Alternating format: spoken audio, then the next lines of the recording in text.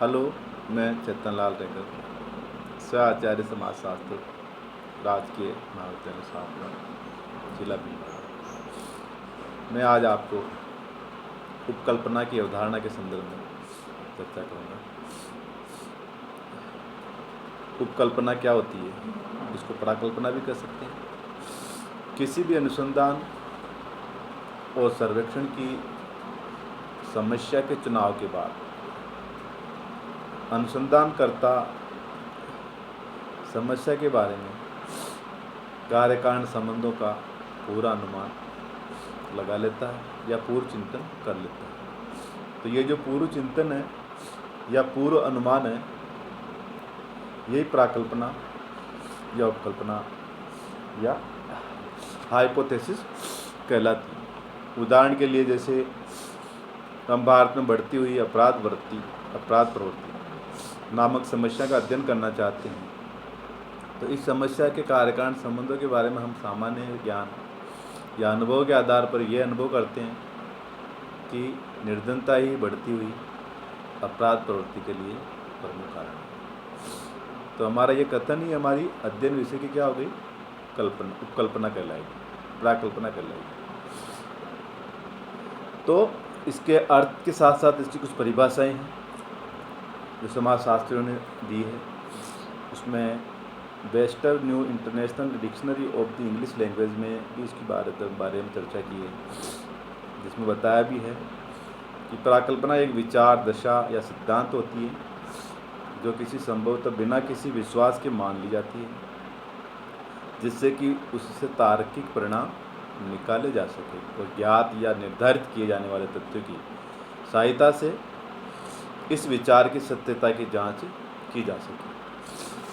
तो लुंडबर्ग ने भी इसके संदर्भ में चर्चा की। एक प्राकल्पना एक काम चलाऊ सामान्यकरण है जिसकी सत्यता की परीक्षा की जानी बाकी है। इसी प्रकार गुड्डे वाट ने भी लिखा, पीवी इंग ने भी लिखा कि एक कार्यवाहक विचार जो उपयोगी खोज का आधार बनता है, कार्यवाहक प्राकल्पना कहलाता है।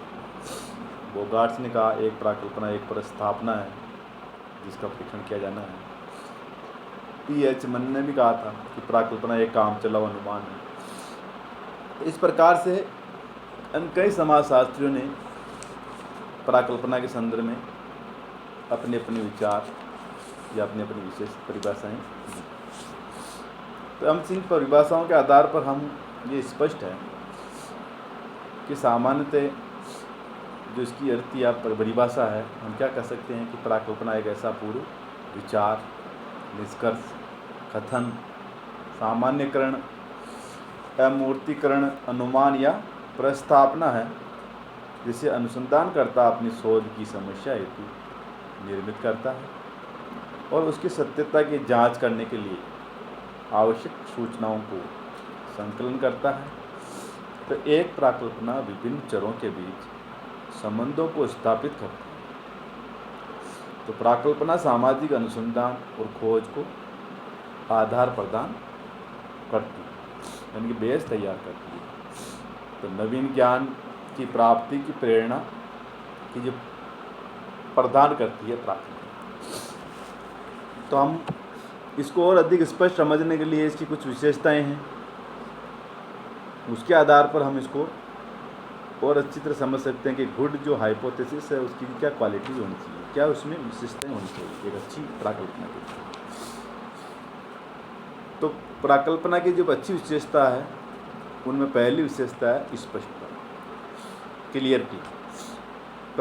प्राकल्पनाएं जो होती है, हाइपोथेसिस होती है, वो दो दृष्टि से स्पष्ट होती है। एक तो भाषा की दृष्टि से, दूसरी अवधारणा की दृष्टि से। प्राकल्पना में जो शब्द और कार्य जो विचार होंगे वो कैसे होने चाहिए? स्पष्ट होने चाहिए, किसी प्रकार का भ्रम उसमें नहीं होना चाहिए। जहाँ तक संभव हो विशिष्ट शब्दों की परिभाषा और व्याख्या उसमें दी जानी चाहिए। प्राकल्पना में ऐसे शब्दों का प्रयोग होना चाहिए जो दूसरे लोग भी उसका सही अर्थ समझ सके, क्योंकि प्राकल्पना की जो स्पष्टता है वो अनुसंधानकर्ता की सूझबूझ और अनुभव पर निर्भर करता है।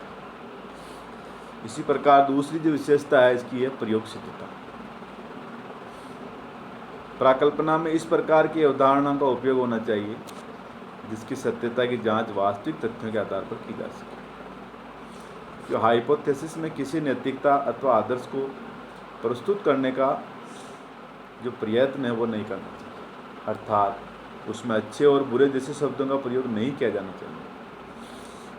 तो इस प्रकार की आदर्शात्मक जो हाइपोथेसिस होती है, जैसे दहेज हिंदू समाज पर एक कलंक, संयुक्त परिवार वर्तमान परिस्थितियों में अनुपयोगी, जीव हत्या पाप है, दान देना अच्छी बात है, ये सब शोध की दृष्टि से उपयुक्त नहीं है।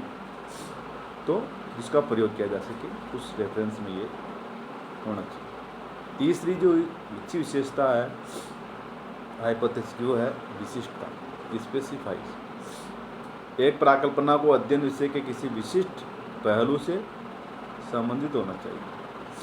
सामान्य शब्दों में व्यक्त की गई प्राकल्पना का जो परीक्षण करना कठिन होता है, उसका क्षेत्र भी विस्तृत और अनिश्चित होता है। तो ऐसी प्राकल्पनाएं तथ्य संकलन की दृष्टि से अनुपयोगी होती है। तो ये आवश्यक है कि उपयोगी अध्ययन के लिए हम विशिष्ट और छोटी छोटी कल्पनाएँ बनाएं जो तथ्यों के संकलन में या शोध को व्यवस्थित करने में या निष्कर्ष निकालने में सहायता प्रदान कर सके। इसी प्रकार नंबर 4 है उपलब्ध विधियों से संबंध, यानी जो टेक्निक्स जो अवेलेबल है वो उससे रिलेटेड हो, रिसर्च। तो प्राकल्पना का जो हम निर्माण करते हैं तो इस बात का विशेष ध्यान रखना चाहिए कि उसकी वास्तविकता की परख करने के लिए जो उपलब्ध जो भी प्रविधियां हैं वो उसके द्वारा की जा सके। उसके लिए तो आवश्यक ही है कि अनुसंधान करने वाले के पास जो उपलब्ध है प्रविधियां हैं उनकी जानकारी हो। ऐसी उपकल्पनाएं अनुसंधान की दृष्टि से व्यर्थ मानी जाएगी जिसके परीक्षण के लिए हमारे पास कोई प्रविधियां उपलब्ध नहीं। तो इस संबंध में जो समाजशास्त्री गुड्डे एवं हार्ट ने कहा था कि जो सिद्धांतकार ये नहीं जानता कि उसकी प्राकल्पना की जांच के लिए कौन कौन सी प्रविधियां उपलब्ध हैं, वो उपयोगी प्रश्नों के निर्माण में असफल रहते हैं। तो इसका मतलब यही स्पष्ट हुआ कि जो उपकल्पनाएं हैं वो प्रचलित प्रविधियों की पहुंच में हो, किंतु इसका ये तो मतलब नहीं है कि प्राकल्पनाओं की जांच के लिए जो नई विधियों का निर्माण नहीं कर सकते। वर्तमान में विभिन्न समस्याएं हैं। उपकल्पनाओं के अध्ययन के लिए वैज्ञानिकों ने अनेक प्रविधियों को जन्म भी दिया। तो प्रविधियां जो हो कैसी हो, रिलेटेड हो रिसर्च से। नंबर 5 विशेषता बताइए इसकी कि related to body of theory, अर्थात सिद्धांत समूह से ये संबंधित हो। इसके संदर्भ में गुड्डे एवं हार्ट ने कहा कि सामाजिक अनुसंधान के जो नौसिखिए विद्यार्थी इस नियम की अक्सर अवहेलना कर देते हैं कि इसकी प्राकल्पना किसी सिद्धांत से संबंध नहीं होती। सामान्यतः वे ऐसे विषयों का चयन कर लेते हैं जो उनको आकर्षक लगती और रुचिकर हो। वे इस बात का भी ध्यान नहीं रखते कि उसका जो अनुसंधान कार्य है पूर्व प्रचलित किस सिद्धांत को गलत प्रमाणित करने अथवा उसकी पुष्टि करने या संशोधित करने में सहायक होगा या नहीं। इसमें वो लिखते हैं कि एक विज्ञान तभी संचयी बन सकता है यदि वह उपलब्ध तथ्य सिद्धांत समूह को खोलकर लागू होता है। यदि प्रत्येक अध्ययन एक पृथक सर्वेक्षण के रूप में होगा तो विज्ञान का विकास नहीं हो सकता। तो प्राकल्पनाएं और सिद्धांत एक दूसरे पर निर्भर हों। विज्ञान के विकास के लिए प्राकल्पनाओं का जो निर्माण है वो सिद्धांतों के संदर्भ में किया जाना चाहिए। यह भी एक विशेष ध्यान रखने वाली बात है। एक और विशेषता बताइए प्राकल्पना की, सिंपलिसिटी अर्थात सरलता। तो एक अच्छी उपकल्पना में सरलता का गुण होना चाहिए। इसका तात्पर्य यह है कि उसमें अनावश्यक रूप से अधिक कारणों को स्थान नहीं दिया जाना चाहिए। ऐसी स्थिति में कि प्राकल्पना जटिल भी हो जाएगी और परीक्षण की वह अयोग्य भी हो जाएगी। तो श्रीमती यंग ने भी यही कहा था कि जो अनुसंधान करता अपनी समस्या से पूरी तरह परिचित नहीं है एवं सूझबूझ रखता है वह प्राकल्पना का निर्माण आसानी से कर सकता है अगर वो सूझबूझ होगी तो। इसी संदर्भ में लिखती है कि सरलता एक तेज धार वाला यंत्र है जो व्यर्थ की प्राकल्पनाओं तथा विवेचनाओं को काट भी सकता है। अतः इसे विलियम ओकम का उस्तरा भी कहा गया। तो सरलता का अर्थ ये नहीं है कि प्राकल्पनाएं सामान्य जन के लिए भी बोधगम्य हो, बहुत अधिक सरल प्राकल्पनाएं भी घातक सिद्ध हो सकती हैं। तो इस प्रकार से एक अच्छी उपकल्पना के लिए ये 6 विशेषताओं का होना आवश्यक है। तो इस तरह का हम समझ सकते हैं कि प्राकल्पनाएं किसे कहते हैं और कैसी होती है, तो कैसी परिकल्पनाओं को अच्छी कहा जा सकता है। आज के लिए इतना ही।